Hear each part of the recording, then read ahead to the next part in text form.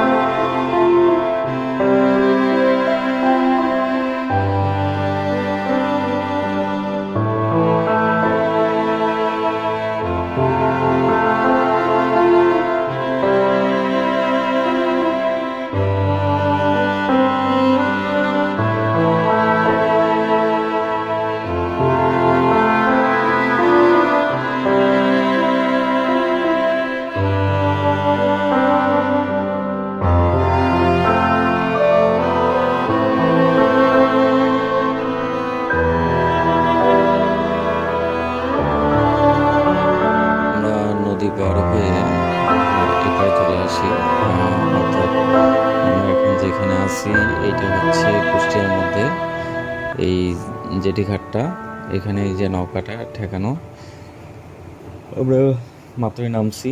আর যারা ছিল তারা মোটামুটি নেমে চলে গেছে। আমি এখন আমার ফ্রেন্ডের বাইকটা ওঠানোর চেষ্টা করতেছি, যেহেতু ও নতুন ড্রাইভার এবং বৃষ্টি হয়েছে ভালো মতো, তো ও আর রিস্ক নিতে যাচ্ছিল না। আমাকে বললো যে বন্ধু গাড়িটা আমাকে উঠাই দিয়ে। তো আমি চেষ্টা করলাম গাড়িটা উঠাই দেওয়ার।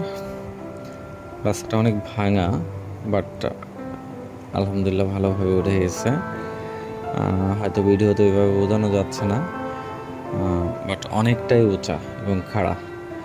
আমি ওটা উঠাই দিলাম, ও পিছনে ছিল, ওকে আমি চাবিটা দিয়ে দিলাম যে বন্ধু নাও তুমি এখন যেতে পারো। তো অলমোস্ট সবাই উঠে আসতেছিল। আমার অবশ্য একটা ফ্রেন্ড তারা আছে, ও আমাকে হাতের ইশারা দিয়ে বলতেছিলাম যে তুমি চলে আসো, আমি একাই নিতে পারবো। তো দেখেন পদ্মার যে, আমি ক্যামেরাটা আমার ঠিক নাই আসলে, আমি আপনাদেরকে যেভাবে দেখাতে চাইছি, বাট আমার কপালটা ভালো না আজকে। সকাল থেকেই অনেক ব্যাড লাক, অনেক সমস্যার সম্মুখীন হয়েছি। তারপর আলহামদুলিল্লাহ আল্লাহ রহমতে অনেকটা রাস্তায় চলে আসছি। এখন আপনাদের দোয়া থাকলে হয়তো বাকিটা ঘুরে আসতে পারবো। তো আমি এখন আমার বাইকটা উঠাবো, এজন্য আমি আসলাম। এসে এখন বাইকটা নিয়ে যাচ্ছি। দেখা যাক, আমি ভালোভাবে ইনশাল্লাহ উঠে যাবো, আশা করি কোনো সমস্যা হবে না। তো যেটা বলতেছিলাম, আমি নদীর ভিউটাও নিতে পারিনি।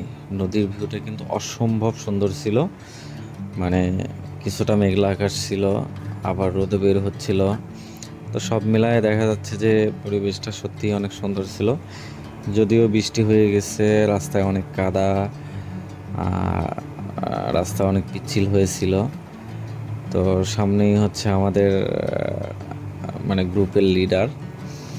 তো উনি তো মূলত আসলে বাইক নিয়ে ট্যুরের ব্যাপারে খুবই অনীহা ছিল শুরুর থেকেই। সে কোনোভাবেই বাইকে ট্যুর যাবে না, তার কথা হচ্ছে যে আমরা গাড়ি নিয়ে যাব। বাট যেহেতু ঈদের সময় আমরা আসলে চাইলেও নিতে পারি নাই। আমাদের প্রোগ্রাম ছিল যে আমরা যদি গাড়ি নিতে পারি তাহলে আমরা কুয়াকাটা যাব, বাট এত পরিমাণ ভাড়া যাচ্ছিল, যেটার কারণে আমরা পরবর্তীতে ক্যান্সেল করি। যেহেতু ঈদ মৌসুমে ম্যাক্সিমাম ক্ষেত্রেই অনেক বিয়ে শাদির বিষয় থাকে, অনেকেই দেখা যাচ্ছে যে বিয়ে ঠিক করে রাখে ঈদের এই টাইমটাতে, সবাই বিয়ে শাদী নিয়ে ব্যস্ত থাকে। তো সেভাবেই তারা আর কি মানে প্রোগ্রামে অ্যারেঞ্জ করে থাকে। তো এই টাইমটাতে নর্মালি দেখা যায় যে গাড়িগুলো অনেক বিজি থাকে। কারণ ওরা আমাকে এভাবে বলতেছে যে ভাই আমি আমার কি বলে যে হাফ কিলো রাস্তা বা 1 কিলো রাস্তা আমি যাবো আসবো, আমি সারাদিনে দেখা যাচ্ছে যে আমার 5,000 6,000 টাকা ভাড়া, তাহলে আমি কেন এত দূরে যাব?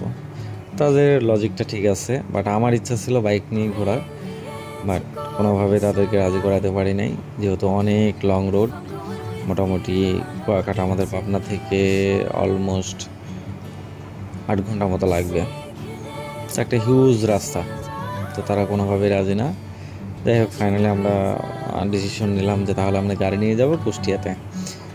তো ওনার কন্ডিশন ছিল যে আমার আগে যাওয়া যাবে না, আমি গাড়ি ধীরে চালাবো, আমার পিছ পিছ তো আমাদের আসতে হবে। এটাই মূলত ওনার কন্ডিশন ছিল। তো আমরা মেনে নিয়েছি, যেহেতু রাস্তাঘাটের বিষয়, আর তারপরে ঈদের আগের দিন, এখন তো অনেক গাড়ি ঘোড়া রাস্তায় থাকবে, দুর্ঘটনা যে কোনো সময় ঘটতে পারে। এই যে রোডটা, এই রোডটাই অনেক সিঙ্গেল, যখন টাকা আসছে আমরা বাধ্য হয়েছি রাস্তা সাইড হতে। তো এরকমই আমরা মোটামুটি যতটুকুই ঘুরছি, যতটুকুই দেখছি, রাস্তার কন্ডিশনও খারাপ ছিল এবং ওভারঅল অনেক রাস্তায় গাড়ি ছিল। তো আমাদের এখন গন্তব্য, আমরা যেহেতু কুষ্টিয়ার ভিতর ঢুকে গেছি, আমরা এখন যাচ্ছি হচ্ছে যে কাঠের বাড়ি, একটা 5তলা বাড়ি আছে, সে বাড়িটাই মূলত আমরা দেখব, আপনাদেরকেও দেখাবো।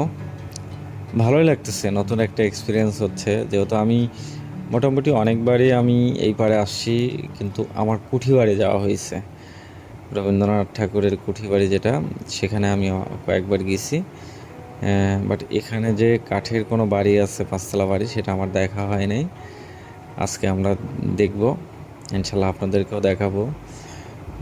যদিও আমি নতুন এই ভিডিওর ইয়েতে, আপনাদের সাথে আমি হয়তো অনেক কথাই আমার জড়তা থাকবে, বা আমার এই ভিডিওটা আমি সেভাবে ফোকাস করতে পারি নাই।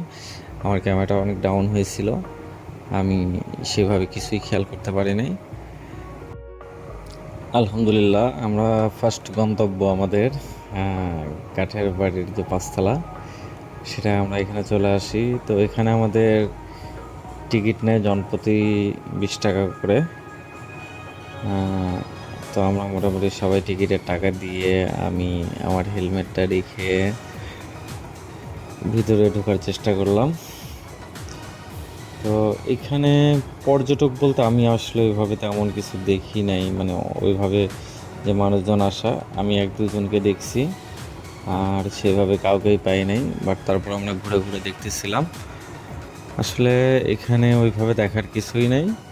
কিন্তু এই যে বৈশিষ্ট্যটা হচ্ছে যে কাঠের বাড়ি এখানে মোটামুটি খারাপ না একেবারেও।